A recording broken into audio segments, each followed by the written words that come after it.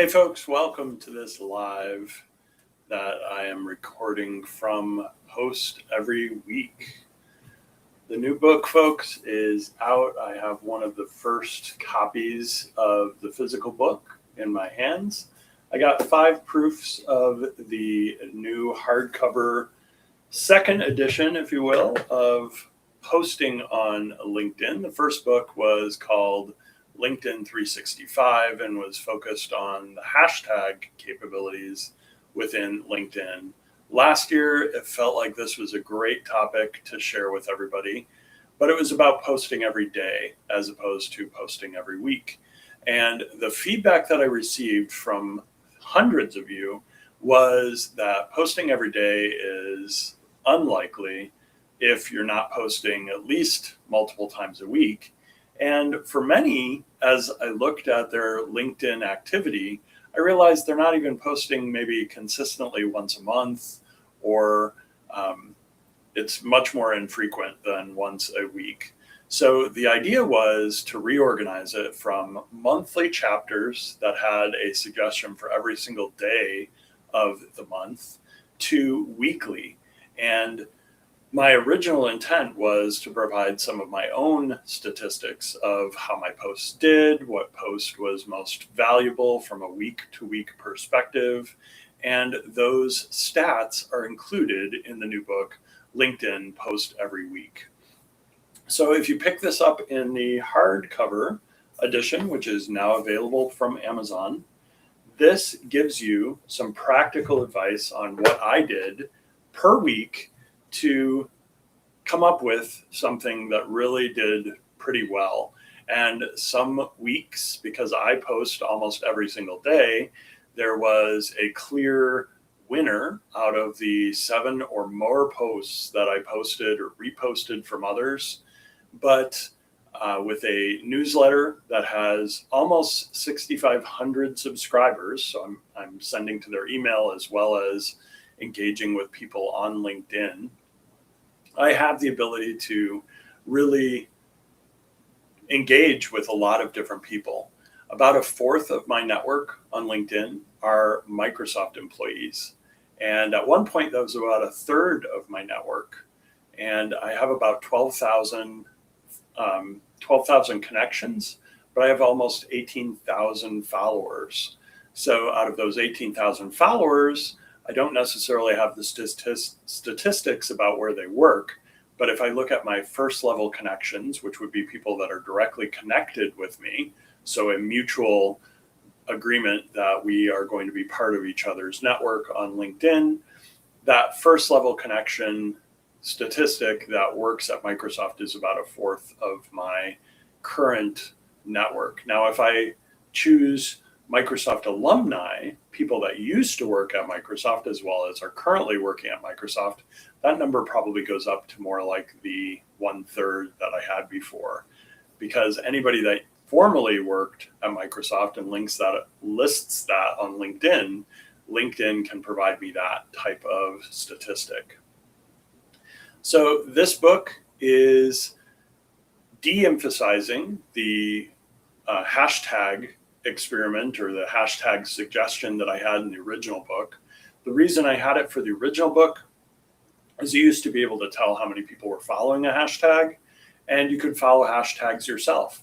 So if you used a very popular hashtag, you had an opportunity, just like if you tag somebody that has a lot of connections or followers, millions of people, you have a chance to gain their audience, because people that are following a brand, company page, a individual, they would potentially see your post because you tagged either that brand or that person in it. So say Microsoft Designer as an example. Microsoft Designer is a showcase page that I set up under the Microsoft Speakers Hub. And for probably a year and a half, we managed that showcase page. What I learned about showcase pages, because they're associated with a company page, my assumption was if the company page has 1,000 followers, you would have 1,000 followers of the showcase page. What I learned through setting up Microsoft Designer as a showcase page to the Microsoft Speakers Club at the time, now Microsoft Speakers Hub, is that that is not the case. A showcase page, just like another company page, starts with 0 followers, and you have to build your audience from 0. What happened with the Microsoft Designer page, showcase page, is Microsoft came to me and the other admins and said, hey, can we also be involved in this? You've already got the branding, you've already got the following, you already seem to be getting all sorts of attention. And so for probably 6 months or more, we managed that page along with Microsoft and the product group. And then at some point, Microsoft decided to take over that showcase page themselves. About 2 years ago, they launched an avatar campaign with almost like a Mad Lib style way of writing what you wanted Microsoft Designer to create for you. So you could ask for a particular design type, like I'm looking for an animation, or I'm looking for a Funko Pop inspired graphic of myself. And then you could describe yourself, what color hair you have, if you have hair, glasses, no glasses, all sorts of other things. And they built this so that you could actually share the prompt with others. So prompt engineering almost with all of the details provided, and then you just find and replace the specifics, like the color of your eyes, the color of your hair, the length of your hair, whether you're wearing a hat or some other type of accessories in the photo that's created, what type of photo. And all of that information then became something that you could share with others. So if I wanted to change something or have another parameter that I thought of, like the color of your shirt, as an example, you could say, I want to put that in as a variable and then share that with others so that they don't have to figure out how do I create a photorealistic photo, or how do I create a Funko Pop with my information. You had all the, I'll call it framework of the prompt there, and then the users would just replace that information. That went viral, and now the Microsoft Designer page is still associated as a showcase page with the Microsoft Speakers Hub, but it's far surpassed the number of followers that we have at the Microsoft Speakers Hub. We still have thousands of people on the Microsoft Speakers Hub, but that is an example of a page getting much more attention than maybe a parent page, if you will. And it's still associated with the Microsoft Speakers Hub, so you can look that up and confirm that we started that page. You can even scroll back, because they don't post every day or even every week. You can scroll back and see Teresa B. Cyrus was one of the people that was posting on behalf of the Microsoft Designer page. I posted a lot of things. We tried to adhere to the Microsoft branding. So if they posted something on Twitter or on other social media like Instagram, sometimes I would verbatim take that post and any graphic associated with it and just repost it to LinkedIn. And sometimes we would come up with our own graphics using Microsoft Designer. So you can go back and see kind of the lineage or what happened previously. In a similar situation to that, I took my company page, which I am no longer actively using, and converted it to post every week, because I'm going to be actively promoting this new book in its physical form this time. I got a lot of feedback with people requesting a physical copy of the book, which surprised me because the whole book is about posting online.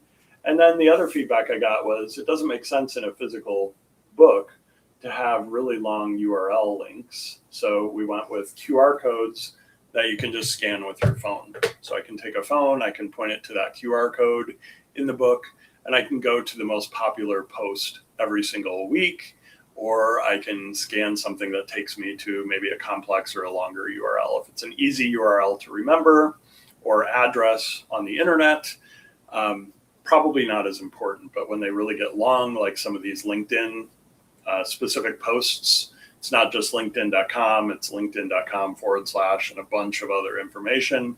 The QR code just makes it much easier for you to scan, go right to the post that I'm talking about, and see some of the statistics that I took screenshots for in the book. The book weighs in at about 200 And let's take a look here in this version. 247 pages long. And it's got lots of graphics. It's got lots of graphs in it about the statistics that I had per week. Those are cumulative in many of the situations because that's a default. So it shows you kind of the hockey stick effect when a particular day had much more, what do you call them? Not reactions, much more impressions than a previous day. And that allows me to take a look at different things related to the book. Go ahead and look at my comments here. The comments that I get through Restream, which I'm using today, would be comments that show up on LinkedIn as read-only or YouTube as both interactive. And I believe I'm on both my YouTube profiles right now. And then I'm on the LinkedIn post every week page on LinkedIn. I'm going to go ahead and see if we can send or share a live here. See if we can get anybody else to join and interact here. So if I go find my post every week activity, see if I view as a member, if that comes up. And I'm live right now. There we go. There's the live stream. And then I think I can, let's see if I can change who I'm posting as.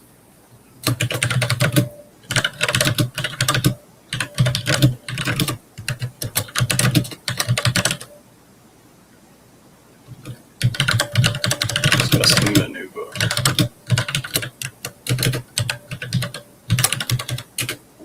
Okay, we'll post that. And I guess it would be helpful to probably share this with folks so that you realize what I'm doing here. So let's go ahead and share that window here. What I'm doing is going to my company page, taking the post every week live that we're on right now, and then I'm just setting that to post under my particular page so that people can find this a little more easily. And then in the same way, I could go to the repost and change the audience of the repost to, say, the Microsoft Speakers Hub. So you can see how I'm doing this. And I can say live right now on Restream. I'm sharing my Restream subscription with a number of MVPs. Post every week is out now on Amazon. And you can pick a cover today. Put in MVP Buzz. And then there's an AWS community builders, which I just joined.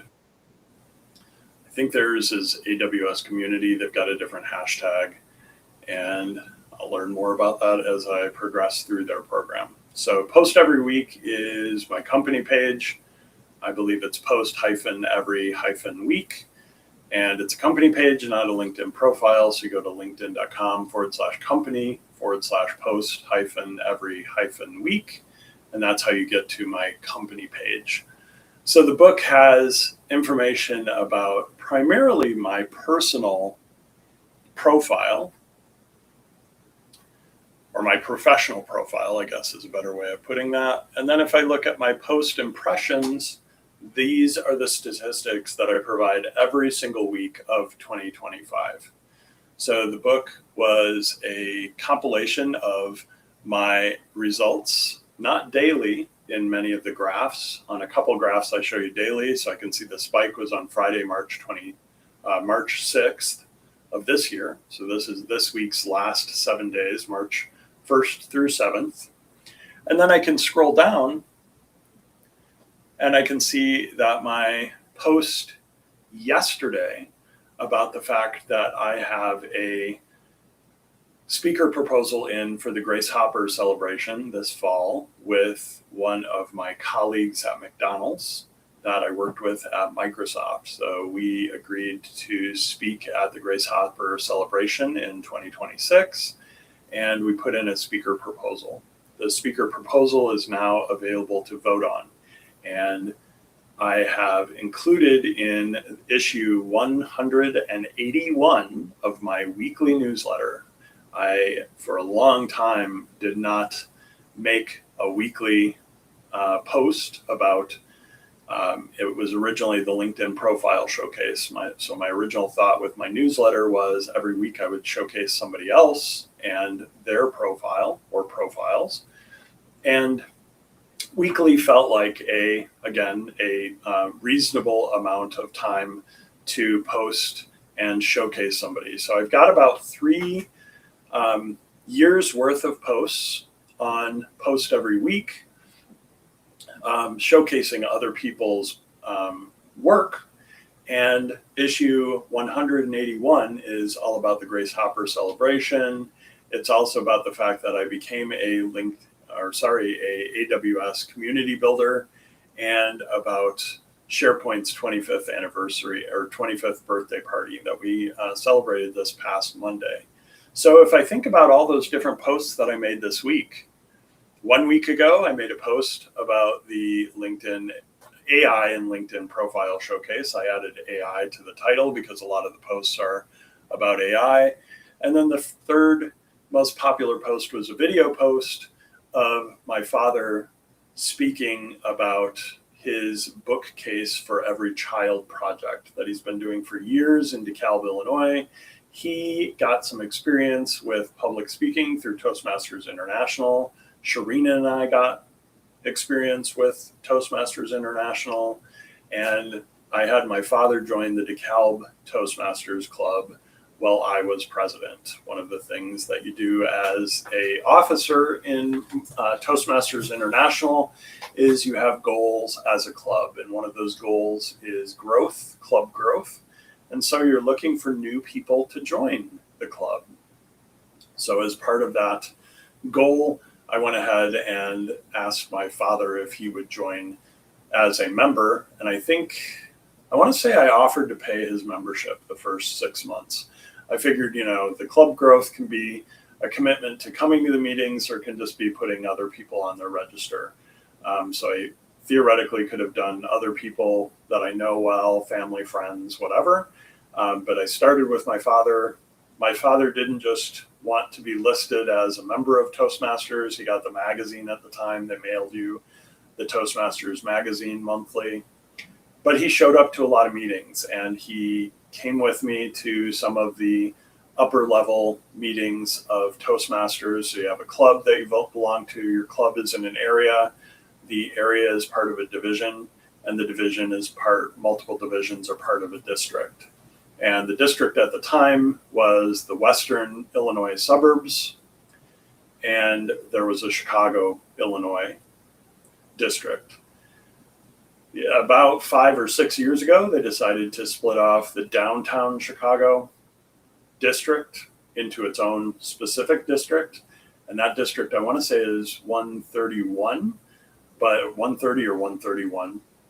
But they're going to combine back with District 30 in 2026, later 2026. The calendar year is not what Toastmasters uses. They use the same year definition as an organization that Microsoft uses. So the end of June is the end of Toastmasters year from a operating perspective. So I believe that might be when they're planning to merge back and just have District 30 for Chicago downtown, as well as greater Chicago, I guess, is a good way to think of it. And then the western suburbs in central Illinois, I believe, are part of different districts. So wherever you are within the United States or North America, whether you're in Canada or Central America, wherever you're located in the world, really, Africa, India, Europe, Asia, doesn't really matter. You can join Toastmasters International. It's an international organization. I believe they just published that they have more members outside of the United States now than inside the United States, which I thought was an interesting statistic. I believe I saw that publicly. If I didn't, you've just received some insider information here on my post every week, I guess, launch event. And the first of many launch events, because it's going to make sense to do this more than once. Let's see if I can get rid of my video here. Video sharing. How do I get rid of it? Is it clicking on here? There we go. It's been a while since I used Restream, and my mouse, for whatever reason, I've got a fancy Logitech wired trackball. This is one of my favorite mice or trackballs of all time. It's wired, so I don't have to worry about batteries or battery life or Bluetooth or any other types of connections. I've got a DOS keyboard, so a mechanical keyboard. I was just talking to somebody at work about how annoying these are if you're working in an office. So I don't drag this into the office. I use it at my home office. But the nice thing about the DOS keyboard is it has two USB ports right on the keyboard. So I have my mouse wired in to my keyboard, and then my keyboard wired into my Surface Studio. I have a Studio 2 Microsoft Surface, so a 28-inch Surface device. And that is my main computer at home. I have a ultra wide screen here as well. So the collaboration or my home setup is probably similar to what they do at our office with two regular widescreen monitors. The reason I went with an ultra wide specifically instead of two monitors was newer Macs, iMacs, and MacBooks with the ARM processors did not support multiple external monitors. And one challenge I have specifically as a trainer is that Microsoft PowerPoint on the Mac decided that it would be a great idea to have the presenter view full screen. And on PC, it's ideal to have the presenter view full screen, but you can actually window that presenter view, especially if you're on a big monitor or an external monitor or an ultra wide monitor, and then you can have other windows along with it. On a Mac, however, it's full screen, whether you want the presenter view to be full screen or not, or you have a lot of screen real estate on the non-shared screen that you're not presenting from. It's got your notes and a bunch of other tools, which are super useful. But one thing I noticed on the ultra wide was that I can just use the Mac shortcuts to switch between that presenter view and other windows that I might want to reference. So if I need to reference like the chat on a particular topic, I can get to that chat very easily. So looks like Jeremy Neal just posted his weekly poll for Social Saturday. Every Saturday, Jeremy Neal shares a poll on LinkedIn, and he looks for engagement on that poll. And the nice thing about this is if you're looking for people that are active on LinkedIn, it is a really good place to go to get some exposure, right? If you're looking for a job, if you're looking to grow your LinkedIn, you're trying to connect with other people. One nice thing about the way that Jeremy does this every single week is first he uses a poll. And a poll on LinkedIn gets a lot of attention from other people. So he uses a very effective marketing technique of a LinkedIn poll to say, are you interested in making connections with other professionals today? And then he lists out literally hundreds of different people that you can connect with that voted in his poll the previous Saturday. So every Saturday he does this, and he calls it with a hashtag Social Saturday. So what you used to be able to do was click on a hashtag and you get information about how many people were following the hashtag. So you knew, is it a popular hashtag or not? You would see all the posts that use the hashtag, which still works.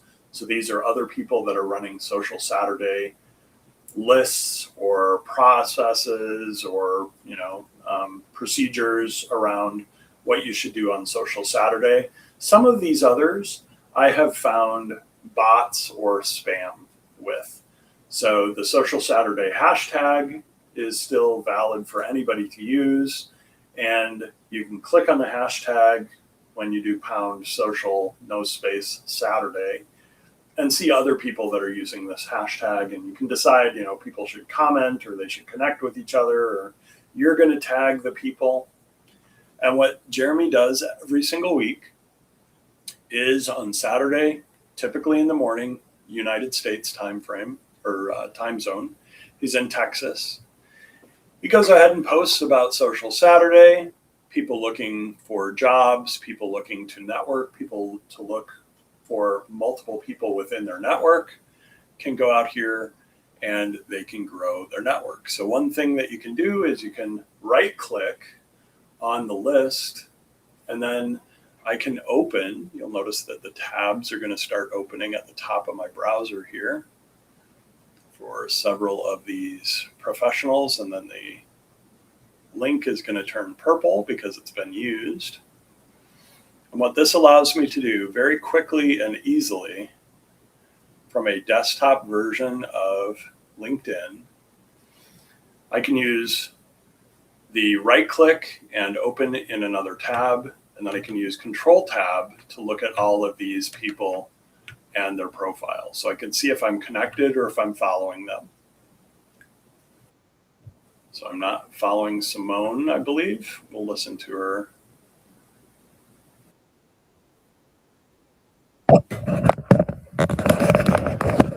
I just realized I think my computer is using my headset.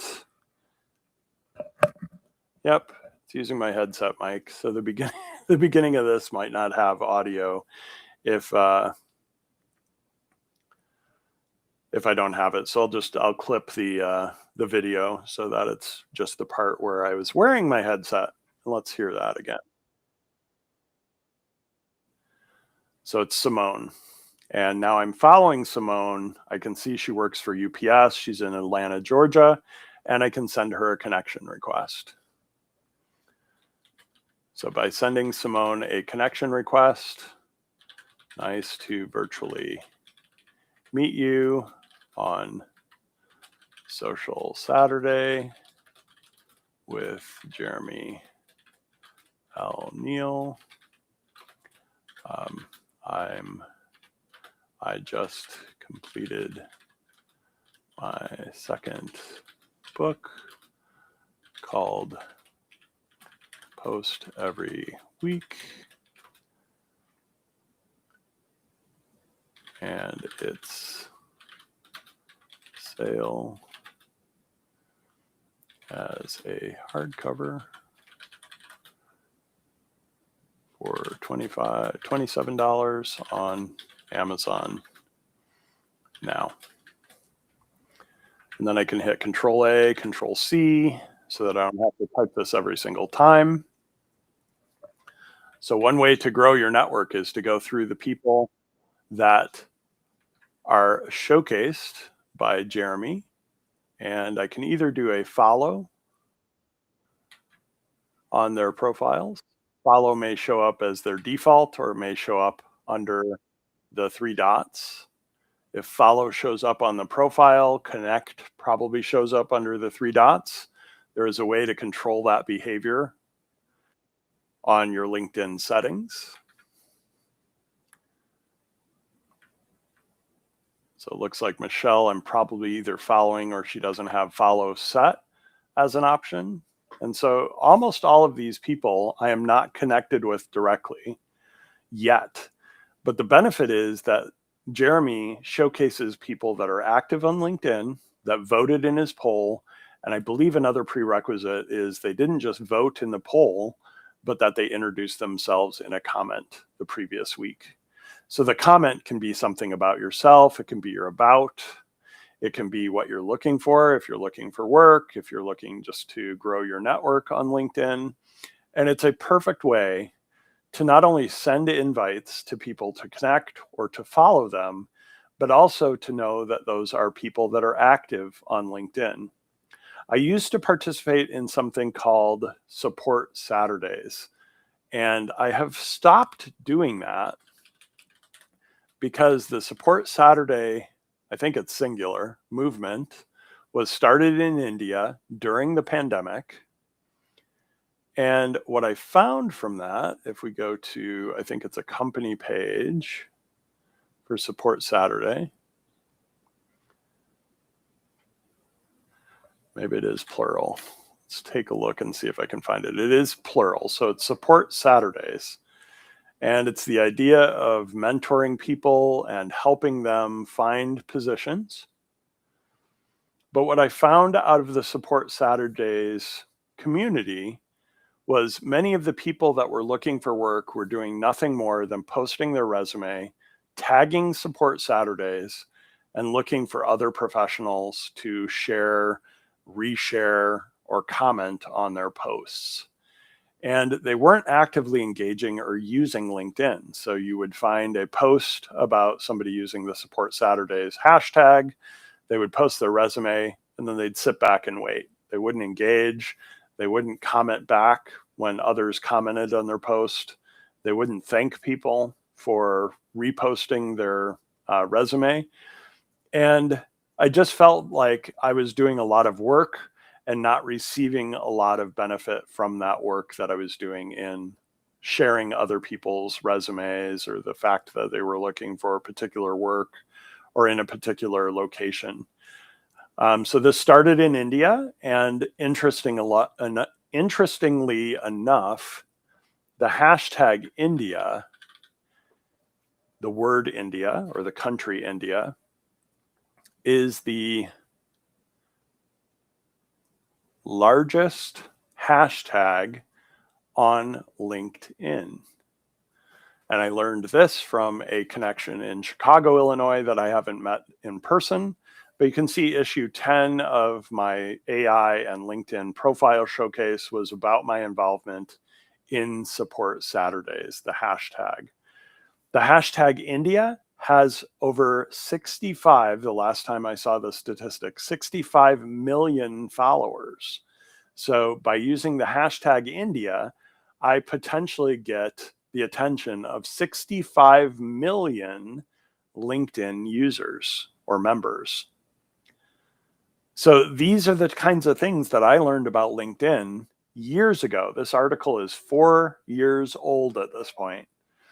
And the nice thing about the articles, for me, even though I post every single day, so I have over 365 posts in a year, and to go back to a particular post, I have to go and comb through and scroll and scroll and scroll to get back to a particular post, unless it has a hashtag or a particular topic. So if it's something like Support Saturdays that I haven't written about in several years, it's easy enough for me to find that particular post just by searching for the hashtag Support Saturdays.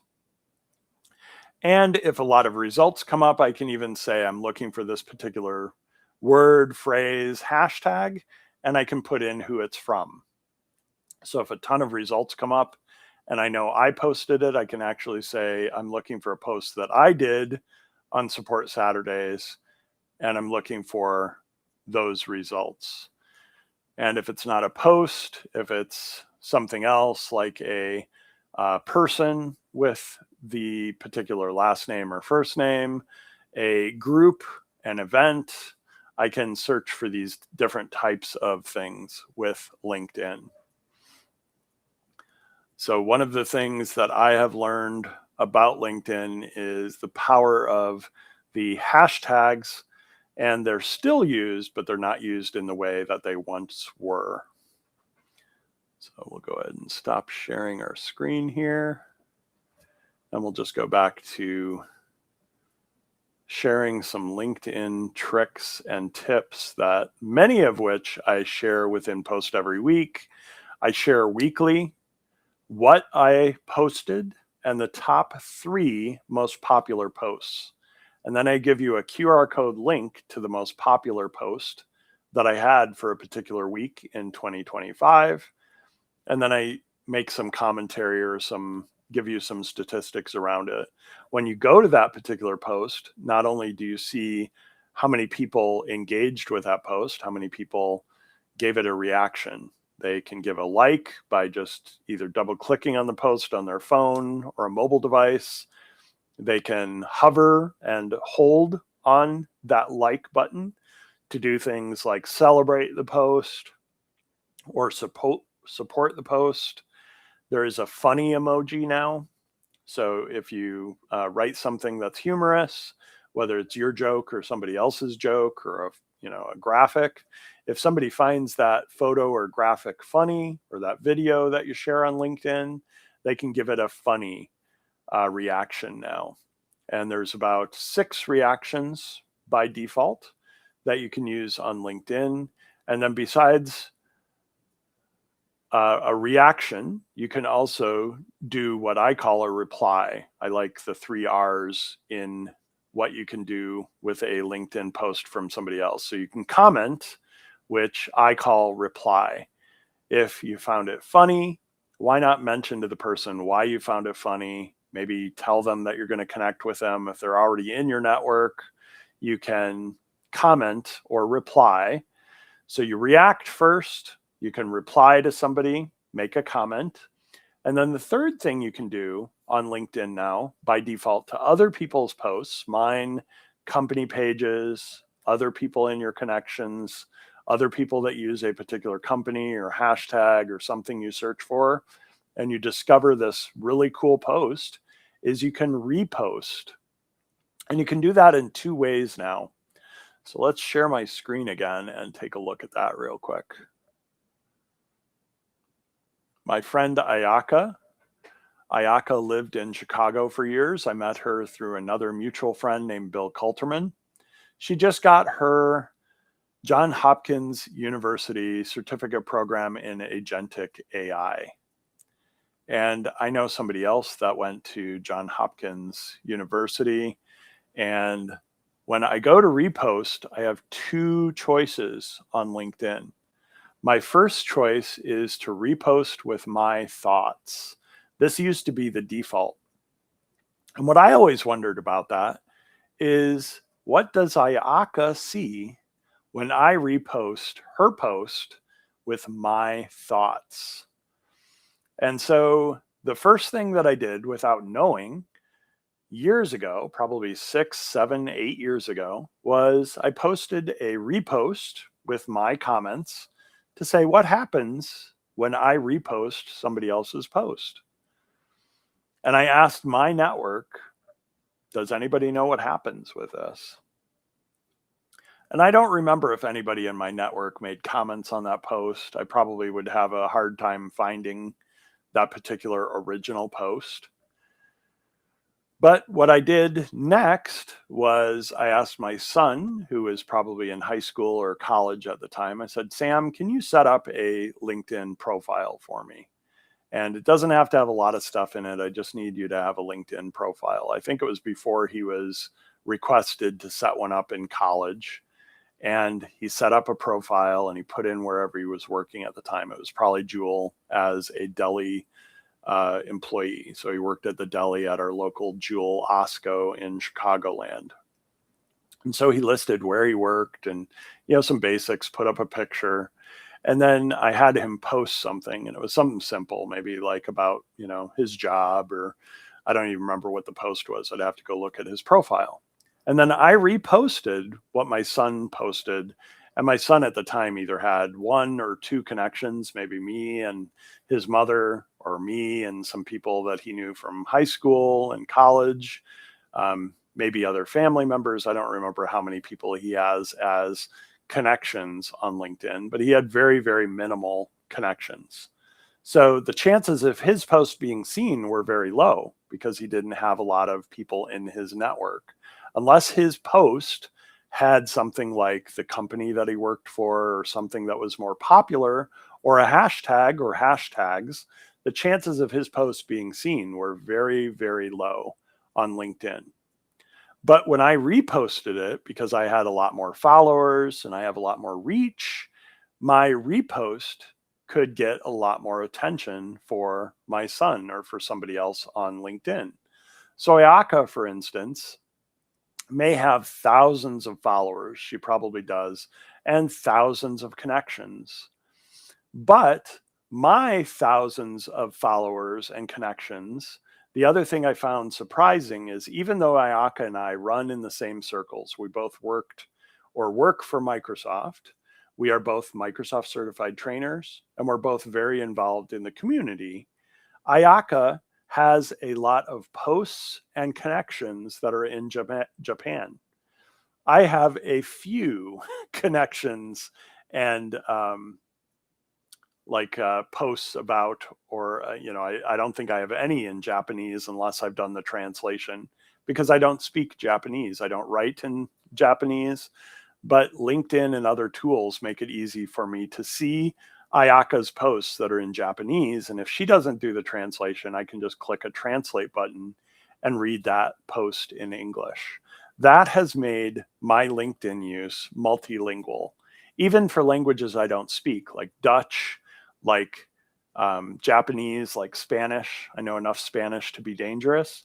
I can click on translate and I can actually interact with somebody reading their post in my native language. So imagine how much this allows you to network with other people that you don't even speak the same language potentially, or they speak your language and you don't speak theirs, or you speak both maybe English and their language.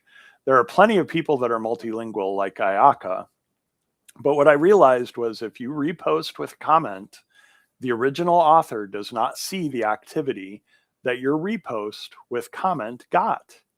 So Sam may have, let's say, 10 views of his post. Let's actually just go find my son's profile for interest here. So my son has a 3-letter first name just like I do. I'm Dan Ray. My son is Sam Ray.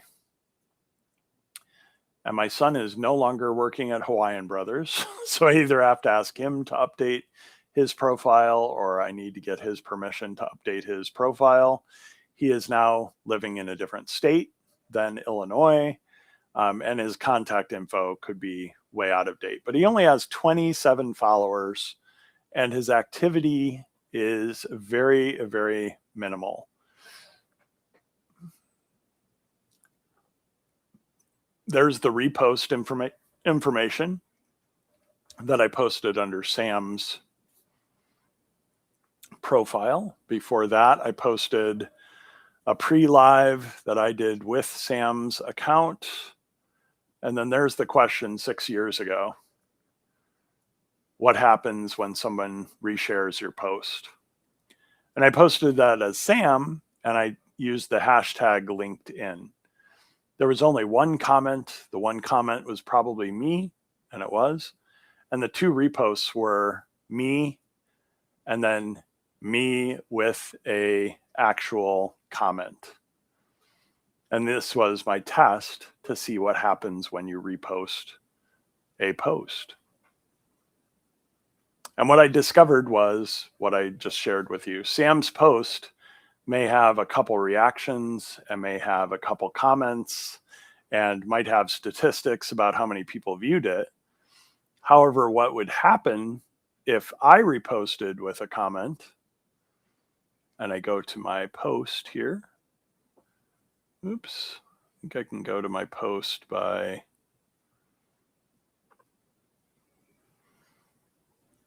let's just repost it again.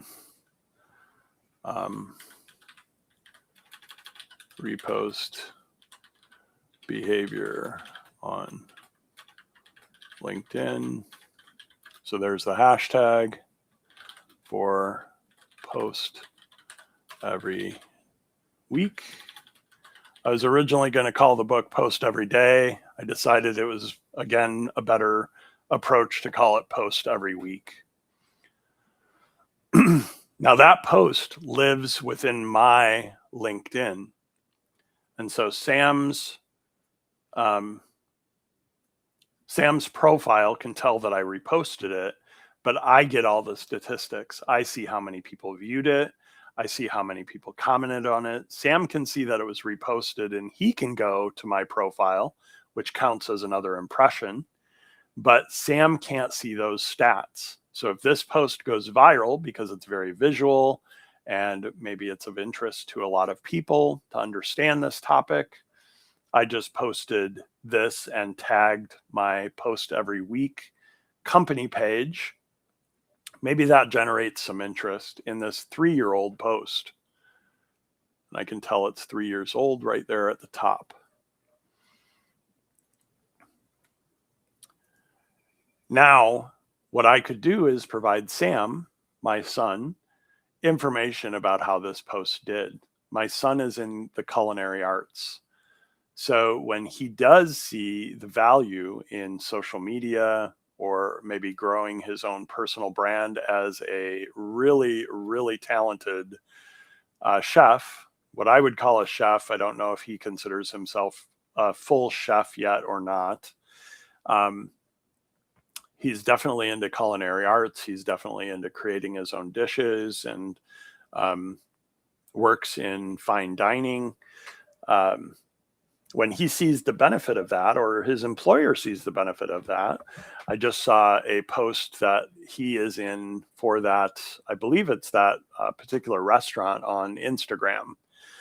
So he definitely is participating as an employee, as a fine dining employee, and has done so when he was at Hawaiian Brothers too. He made some of their Instagram posts. I think he even created a couple of the posts himself.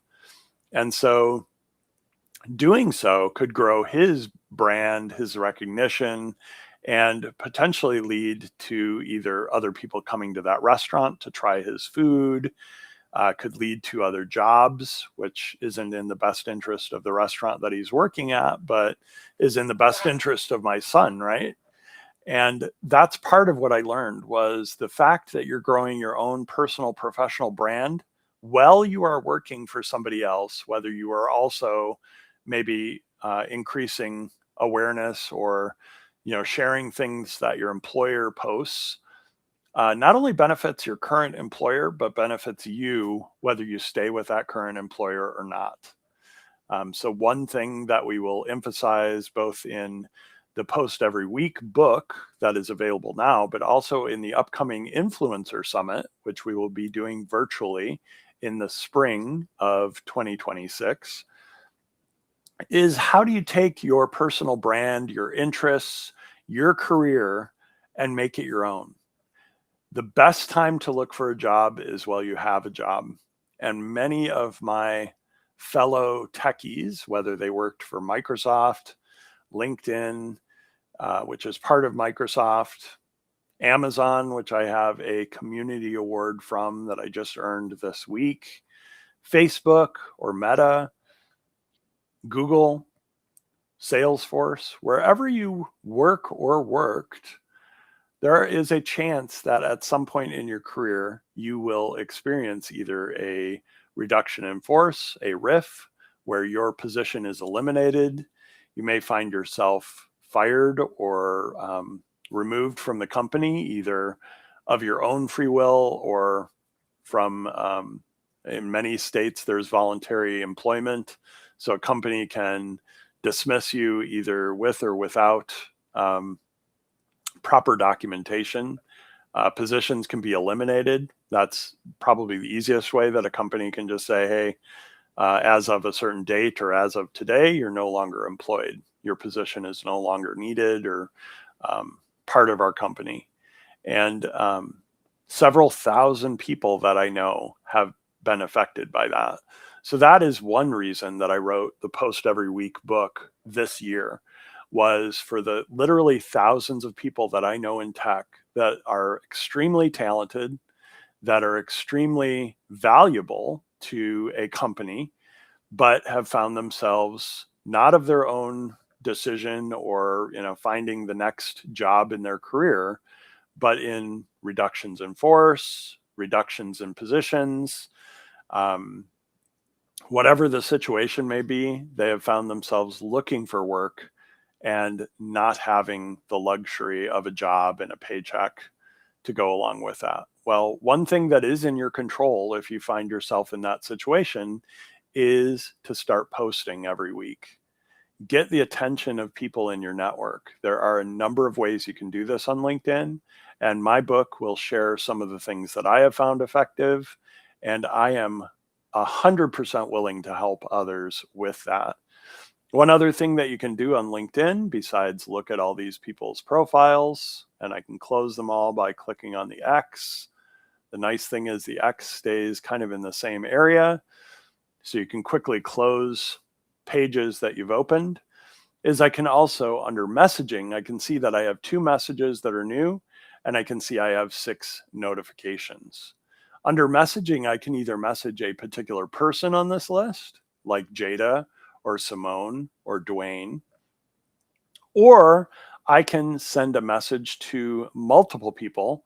Messages, however, have to either be to people I'm connected with, or I have to use what they call a in-mail credit. So if I open Tony's profile, for instance, and I can see that we are second level connections, I can follow Tony, and I don't have to have Tony do anything. I'm now following Tony's activity on LinkedIn.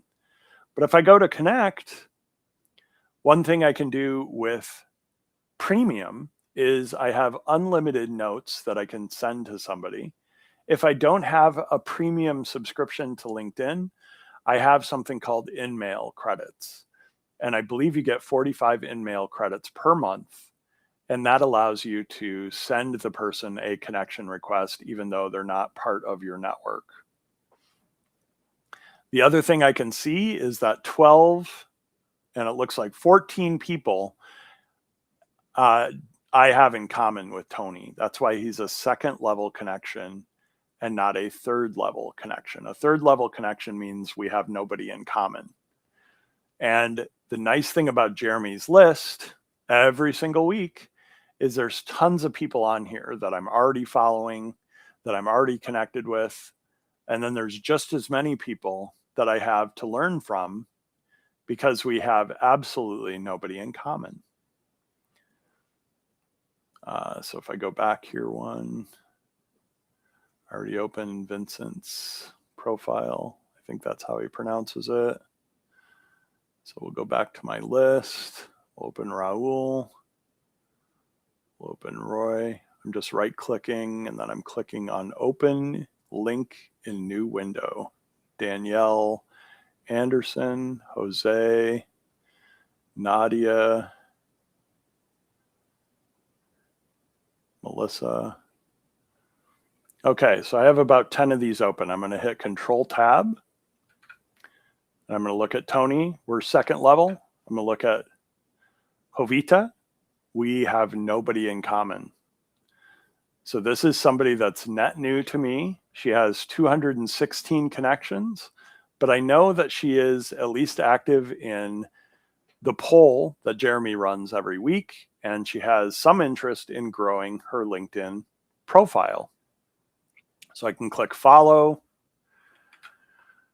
and then I can go to Vincenti.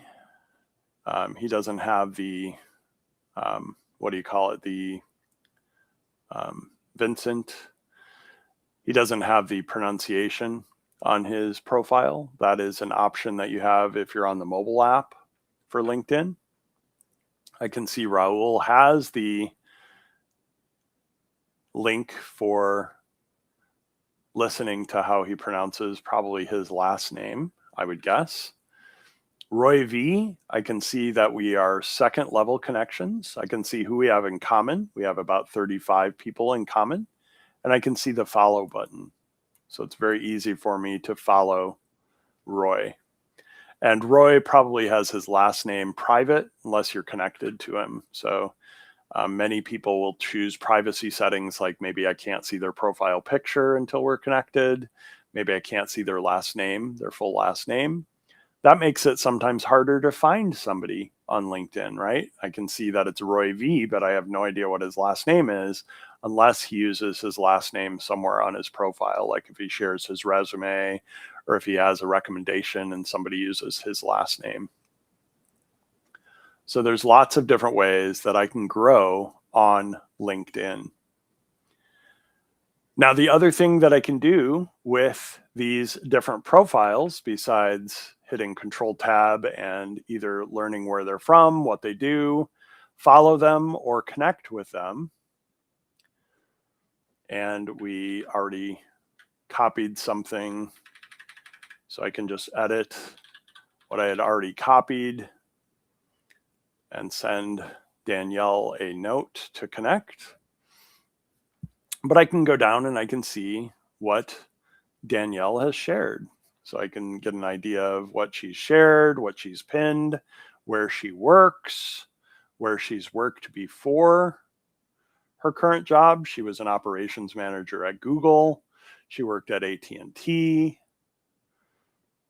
She's currently vice president implementation at a Chicago company. I can click on the company to learn more about it. There's all sorts of things I can do to have more in common with this person that I found on Jeremy's Social Saturday poll and then post where he tags everybody that is participating from the previous week. So to actually participate, I vote in the poll. I then react to the poll. I don't think this is required. And we can see those reactions if I hover here. I can like, celebrate, support, love, find it insightful. The least number of my reactions are insightful, but I might find a post funny. I might find it supportive. I might decide to celebrate the post. And then he asks us in the post to introduce yourself. I have completed my second book about LinkedIn called an @ post every week. That tags my company page so people can find information about me, about the book.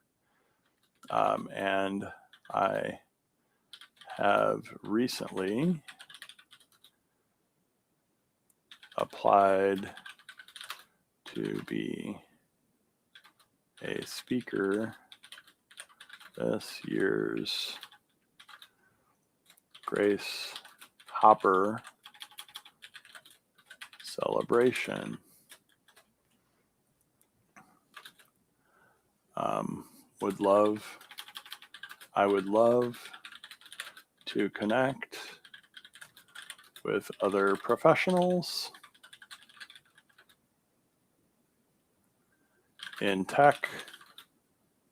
technology, or in general. And then I can comment. So the comment helps Jeremy get exposure. The repost helps him get exposure. So if I repost with or without thoughts, repost instantly bring Jeremy L's post to others' feeds. And this keeps the statistics. This is what was added to the repost functionality. That keeps the statistics with Jeremy, not with me. So if you're looking to grow your online presence, repost with thoughts, and then you see the impressions, you see the comments, you see the reactions. If I repost, I just help amplify Jeremy's message in place, and Jeremy sees those additional comments and activity. So with repost, probably a year and a half ago, maybe longer, they added these two options. And I think it's probably 3 years old because I just was reminded I posted about it under my son's profile.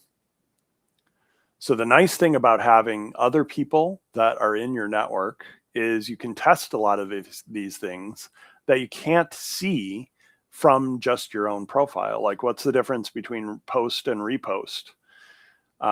What's the difference between commenting and reposting something with a thought? And the other thing that Microsoft has, or LinkedIn has done recently, is they now allow you to see how your comments are doing. So I also had like a subtitle to the book called Post Every Week, Comment Every Day. And the reason for that is if I look at a particular comment that I made, this is to Frank's post, one thing I will see under the post is how many impressions the post received. So 12 is not a large number, but if this goes viral, if this is from a very popular person, I have a chance that multiple people see this. Multiple people see my comment. Multiple people see the post from Frank. And multiple people have an opportunity to maybe join us on Frank's Azure and AI show.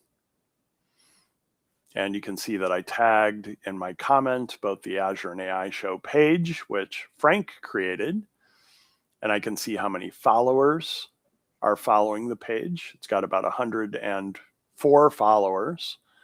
I can see the posts that Frank has made 4 days ago, 2 weeks ago, 3 weeks ago. So he's posting about every week or so, 1 month ago.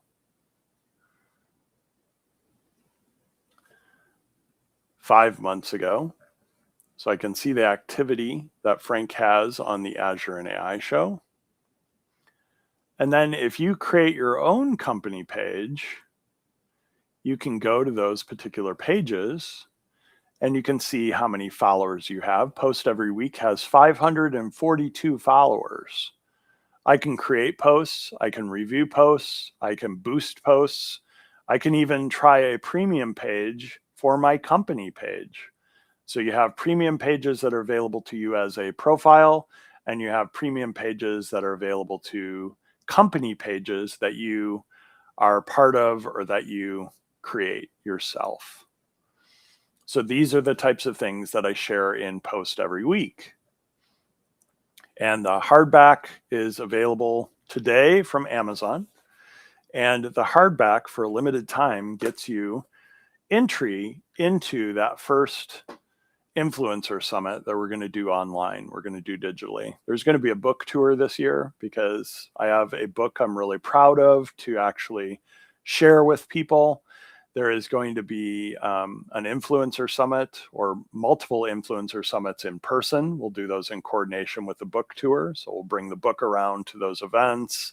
We'll bring all sorts of collaboration opportunities to you. We'll bring you information about different tech jobs and tech opportunities. And we'll give you advice, whether you're starting your career, whether you're still a student, whether you're mid-career. And there's going to be all sorts of benefits of getting involved in this. At this point, I'm doing this as a community effort / side business, right?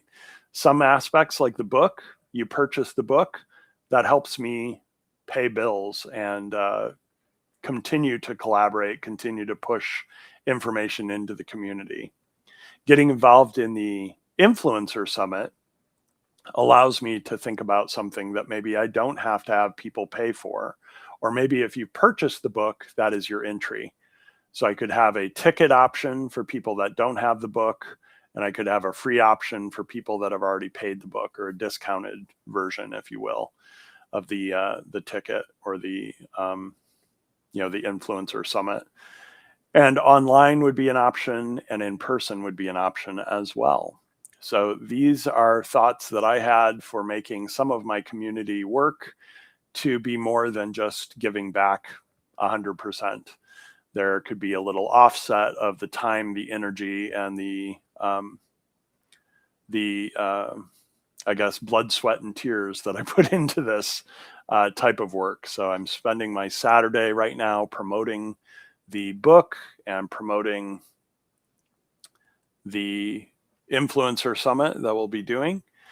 And this comes at a cost, right? The cost is I am busy on a Saturday and I'm busy doing, techie type things. I'm talking about a book I wrote. I'm sharing my insights, and I'm doing so for, it looks like nobody, 2 people live. So 2 people are tuned in, and one of those people may be me because I think I have this open on a device. So if you have any questions, feel free to ask. If those questions are live, I will see them.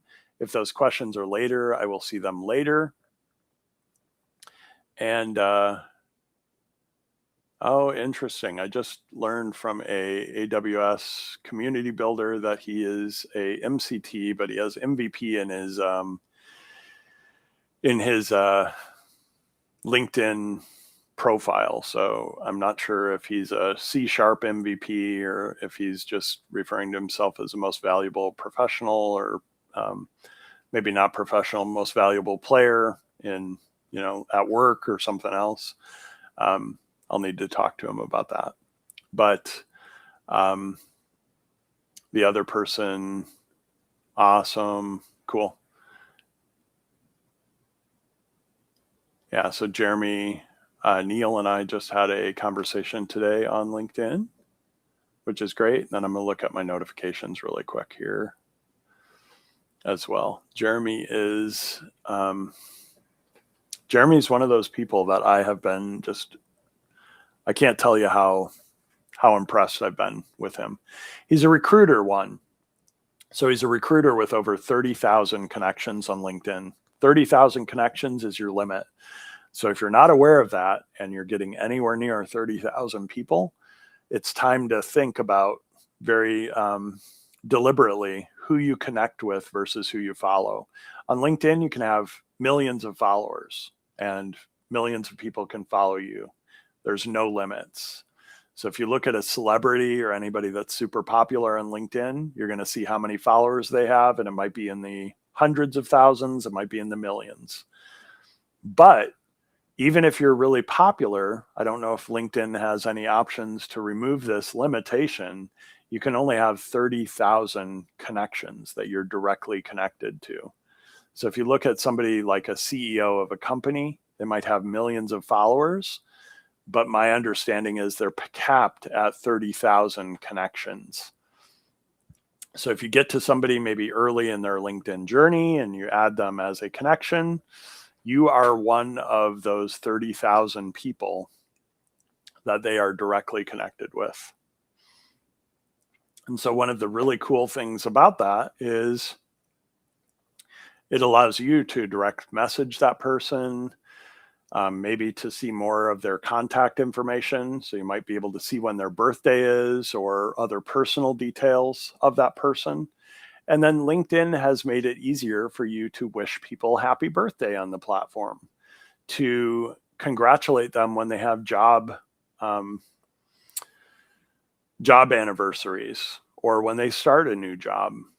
And all of these things are things that I either allude to in Post Every Week or I give you advice on in Post Every Week. My new book, which I have a virtual background of the book cover and back cover.